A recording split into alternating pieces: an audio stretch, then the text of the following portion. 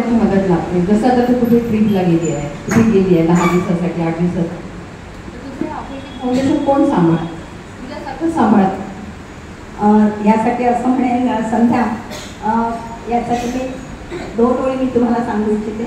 मैंने सोचा था चलेंगे अकेले, मैंने सोचा था चलेंगे अकेले, पर चलने लगे तो कारवा उभा. सुरुवातीला मी एकटीच होती.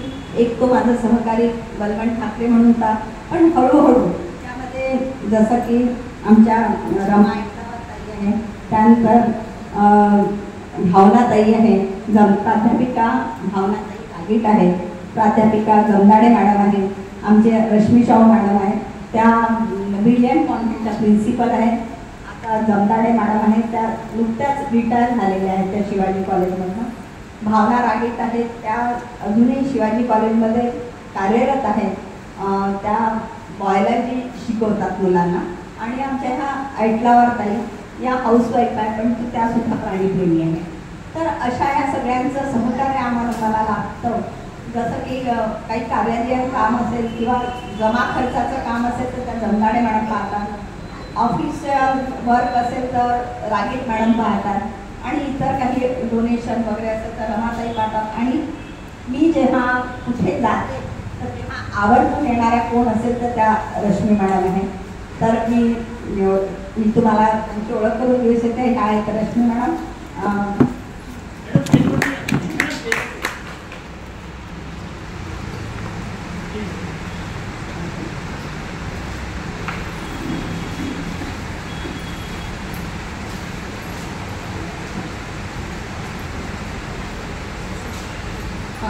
या आहेत रश्मी शाहू मॅडम. तर आणि ह्या पण अतिशय प्राणीप्रेमी आहे. यांच्या घरी सुद्धा 5 ते 6 कुत्री त्या स्वतः त्यांच्या घरी आहे. तेवढं बघून सुद्धा त्या शेल्टरला येतात. आणि जेव्हा मी मध्ये सिंगापूरला 10 दिवस गेले होते तेव्हा यांनीच 10 दिवस शेल्टरचं काम चांगल्या रीतीने सांभाळलं. अगदी प्राण्यांची खूप चांगली सेवा केली आणि मी बिनधास्त एन्जॉय केला तिथे, केवळ मॅडममुळे. तर मला असं वाटतं की यांच्यासाठी एक जोरदार टाळ्या झाला. यानंतर आमच्या आहेत प्राध्यापिका जमदाडे मॅडम. मॅम यास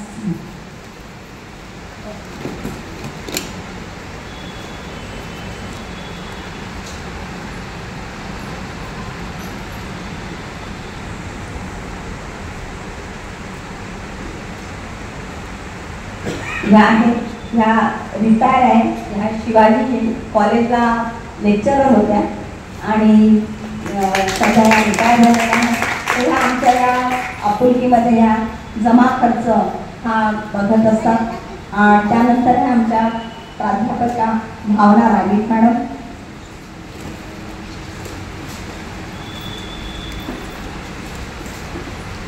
आणि रमाताई तुम्ही पण या ऑफिशियल वर्क बघतात.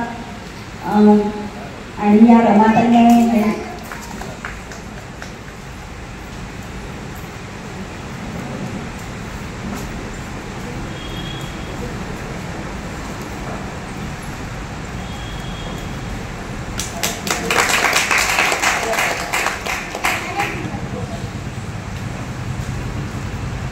या सगळ्याच्या सहकार्याने या गाडीत मॅडम. तर या सगळ्यांच्या सहकार्याने मी माझं काम अतिशय मला सोपं होतं असं मला वाटतं. म्हणजे सोपं होतं मला. कधी नसले तर मॅडम जातात. हल्ली तर त्या शाळांना सुट्ट्या असल्यामुळे रोजच त्यांची चक्कर असते आणि मी थोडी रिलॅक्स राहते त्यामुळे. आणि रेस्क्यू करायचं असेल तरी मग आम्ही जातो रेस्क्यूसाठी. कुठे ट्रीटमेंट असेल तरी आम्ही जातो आणि प्रत्येक काम आम्ही करत असतो. आता तुम्ही म्हणाल की तुम्ही जाता तर पण मी तुम्हाला सांगते ह्या कुत्र्या मांजरामध्ये वावरणं शक्य नसतं. बऱ्याच जणांना त्याची भीती वाटते. म्हणून मग आम्ही ज्या किंवा भावना मॅडम आहे यांच्याकडे आम्ही ऑफिशियल किंवा जमा खर्च ह्याची आम्ही कामे आम्ही त्यांना दिलेली आहे. त्यानंतर काही आमचे व्हॉलेंटियर्स आहेत पण ते आज येऊ शकले नाही. परंतु जास्तीत जास्त आमच्यामध्ये महिला सगळ्या महिलाच इथे काम करत असतो. बरेचदा असं होतं की आम्हाला कुठे आता आम्हाला निवेदनं पण द्यायची आहे, तर आम्ही सगळ्या मिळून जातो आणि वेळात वेळ काढून ह्या सगळ्या माझ्यासोबत येतात. आनंदाने करून आलेली आहे या सगळ्यांच्या भरोशावर सोडून. कृतिका, तुझं हे कार्य, तुमचं कार्य अत्यंत कौतुकास्पद आहे, खूप चांगलं आहे. तर मला सांग, तुला या कार्यासाठी काही पुरस्कार वगैरे मिळाले आहे का? हो, बरेच पुरस्कार मिळालेले आहे. राज्यात बरेच आणि परंतु आवडते नाव उषाताई यांनी परवाच इथे स्वयंसिद्ध हा पुरस्कार मला त्यांनी देऊ केला. मला माहीत पण नव्हतं की म्हणजे मला इथे पुरस्कारासाठी बोलवलं जाईल. सहजच त्यांचा दुसऱ्या दिवशी लगेच फोन आला आणि तेवढी माझी तयारी नव्हती, पण म्हटलं चला जाऊया, एवढ्याने आपल्याला बोलावं लागतं. परंतु जेव्हा मी तिथे पुरस्कार घेण्यासाठी आले, खरंच मी भारावून गेले आणि माझ्या आयुष्यातील सगळ्यात जर चांगला पुरस्कार असेल तर तो मला उषाताईंनी दिला. त्यामुळे उषाताई खरंच तुमचे खूप आभारी आहे. तर त्यांनी आमच्या शेल्टरला भेट दिली आणि शेल्टरला त्या आणि त्यांचे टीम आले आणि त्यांनी आम्हाला 21,000चे काही वस्तू रूपात आम्हाला त्यात आम्ही काही पिंजरे करून घेतले, काही पिल्लांसाठी आम्ही कॉट विकत घेतले आणि खरंच त्यांचा मला आणि असं मला वाटतं की आज जे मी इथे आहे ती सुद्धा त्यांनी जर मला स्वयंसिद्ध पुरस्कारासाठी तिथे पाचारण केलं नसतं तर जे आमच्या पाठीशी आशीर्वादाच्या रूपाने देवासारखे उभे असलेले आशिष देव सर आहेत त्यांना सुद्धा माझी ओळख झाली नसती की मी जे काही कार्य करते हे त्यांना सुद्धा कळलं नसतं. त्यामुळे उषाताई तुमचे खूप खूप आभार आहे. त्यानंतर लेखडकडून सुद्धा मला बरेच पुरस्कार मिळाले, परंतु मला असं वाटते की पुरस्कारापेक्षा सगळ्यांनी आमच्या कामाची दखल घ्यावी की जेणेकरून आमचा पुढचा प्रवास जो आहे तो सुखकर होईल. की पुरस्कार काय मला एकटीला मिळणार, पण आमच्या बाकीचे टीम सुद्धा असते काम करणार आहे, तर त्यापेक्षा जर आमच्या कामाची दखल घेतली तर हे आम्हाला अतिशय चांगलं होईल. त्यासाठी कारण की हे जे काम आहे ते अतिशय जोखमीचं आहे, हे अतिशय संघर्षयुक्त असं काम आहे, त्यात खूप संघर्ष आहे. म्हणजे आज एक अडचण झाली नाही तर उद्या लगेच दुसरी अडचण आमच्यासमोर उभी असते आणि ते निस्तारता खरंच आम्हाला म्हणजे आम्ही थकून जातो असं म्हणायला हरकत नाही.